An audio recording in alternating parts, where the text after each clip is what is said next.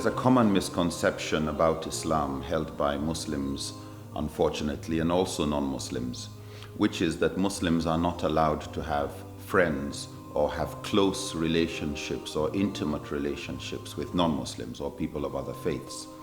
This is an unfortunate misconception because the Qur'an makes it abundantly clear in Surah Al-Mumtahina, chapter 60, verse 8 and 9, that Allah has not forbidden us regarding people who have not fought against us on account of our faith or have not driven us out of our homelands, that we should be kind to such people and we should deal with them with justice and equity.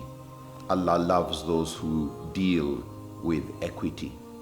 Allah only forbids that we turn in friendship to those who fight against us on account of our faith or drive us out from our homelands.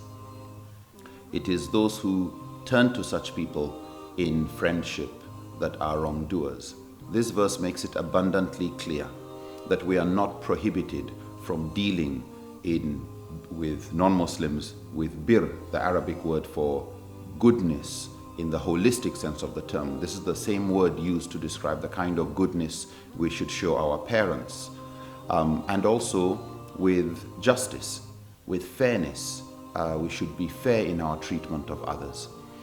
Ibn Jawzi, a respected scholar, said this verse is very general in its statement. It is talking about people of all faiths and how we should treat them so long as they are not hostile towards us. However, even in cases where non-Muslims may be hostile, the Qur'an in many verses encourages us to be forgiving, to do good to even those who hurt us. And so the Qur'an says, idfa billati hiya ahsan, do good to those who hurt you or do wrong towards you.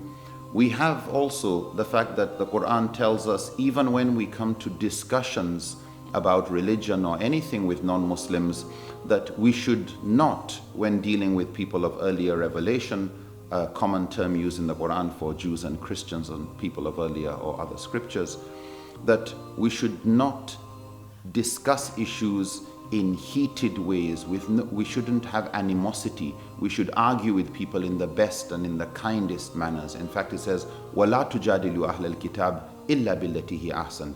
Do not get into arguments with the people of earlier revelation except in the most kindly manner.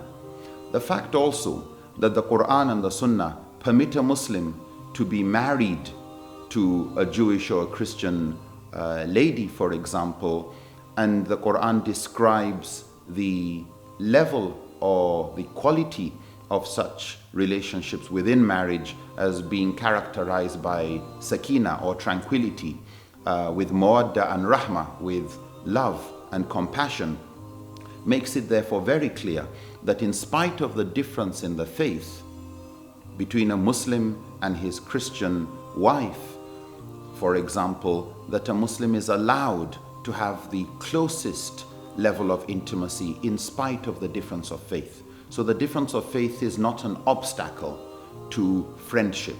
What is important is that we should not allow any relationship with a Muslim or a non-Muslim to make us compromise our principles and the clear teachings of our faith. But as Muslims, we should be good and compassionate to all and as humane as we possibly can be.